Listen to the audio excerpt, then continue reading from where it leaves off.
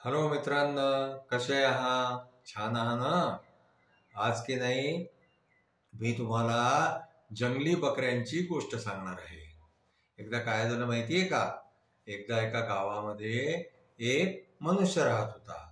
त्या माणसाने जे आहे ते खूप साऱ्या बकऱ्या पाळल्या होत्या आणि त्या बकऱ्यांचं दूध विकून जे आहे ना, तो आपलं घर चालवायचा. आता काय झालं की तो त्या बकऱ्यांना चरायसाठी रोज जंगलामध्ये घेऊन जायचा.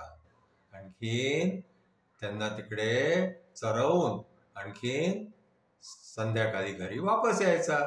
एक दिवस काय झालं की तो ज्या जंगलामध्ये गेला ना, तिथे काही जंगली बकऱ्या सुद्धा ज्या आहे ना, त्या चरून राहिल्या होत्या. आता त्या जंगली बकऱ्या ज्या आहे ना, त्या दिवसभर त्या बकऱ्यांबरोबर चरता चरता त्यांच्या बरोबर संध्याकाळी जे आहे ते त्या माणसाच्या घरी येऊन गेल्या. आता घरी आल्यावरती काय झालं की या माणसाने सगळ्या बकऱ्यांना जे आहे ते आपल्या जागी बांधून ठेवलं. आणखीन तो रात्री झोपी गेला. आता काय झालं की दुसऱ्या दिवशी जेव्हा तो सकाळी उठला तेव्हा खूप जोरात पाऊस पडून राहिला होता. इतक्या जोरात पाऊस पडत होता की बकऱ्यांना बाहेर घेऊन जाणं जे आहे ते असंभव होतं. मग काय झालं की त्यांनी विचार केला की या सगळ्या बकऱ्यांना जे आहे ते आपण आज घरामध्ये चारा खायला घालू. म्हणून त्यांनी जो घरामध्ये चाऱ्याचा साठा करून ठेवला होता ना, तर त्याच्यातून त्यांनी जे आहे ते सगळ्या बकऱ्यांना चारा टाकायला सुरुवात केली.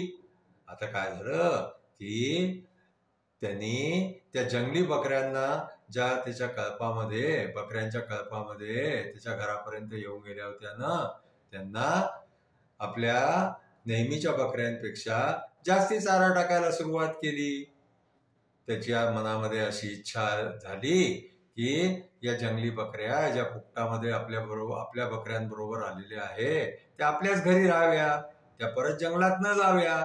म्हणून जे आहे त्यांनी त्यांना जास्ती चारा दिला आणि आपल्या नेहमीच्या बकऱ्यांना जे आहे ते कमी चारा दिला. आता त्या सगळ्या बकऱ्यांनी तो चारा खाल्ला. दिवसभर पाऊस पडला, दुसऱ्या दिवशी रात्री पाऊस पडला. मग सकाळ झाल्यावरती काय झालं माहितीये का? पाऊस जेव्हा थांबला ना, तेव्हा त्या जंगली बकऱ्या ज्या आहे ना त्या जंगलामध्ये जायला लागल्या. या माणसाने त्यांना रोखायचा प्रयत्न केला, तर त्या काही थांबायला तयार नाही. त्या तर जंगलामध्येच राहणाऱ्या बकऱ्या होत्या. आता काय झालं माहितीये का की या माणसाला जे आहे ते राग आला. त्या बकऱ्यांना म्हणाला की अरे, मी तुम्हाला माझ्या नेहमीच्या बकऱ्यांपेक्षा जास्ती चारा खायला दिला, तरी पण जे आहे ते तुम्ही लोक जंगलामध्ये चाललेले आहात. तर त्या बकऱ्या काय म्हणाल्या माहितीये का त्या माणसाला की तू आपल्या नेहमीच्या बकऱ्यांना कमी चारा दिला, आम्हाला तू जास्ती चारा दिलास. उद्याला समजा आणखी नवीन बकऱ्या तुझ्याकडे आल्या तर तू त्यांना आमच्यापेक्षा जास्ती चारा देशील की त्यांनी तुझ्याकडे राहावं म्हणून. मग तू अशा प्रकारे जे आहे ते बकऱ्यांशी भेदभाव करणारा मनुष्य आहे, म्हणून आम्ही तुझ्याकडे नाही राहणार.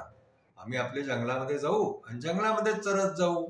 असं सांगून जे आहे त्या बकऱ्या तिथं गेल्या. आता त्या माणसाला हे कळून आलं की अरे, आपण जे आहे ते चूक केलं. आपल्याला सगळ्यांना एकसारखा चारा द्यायला पाहिजे होता.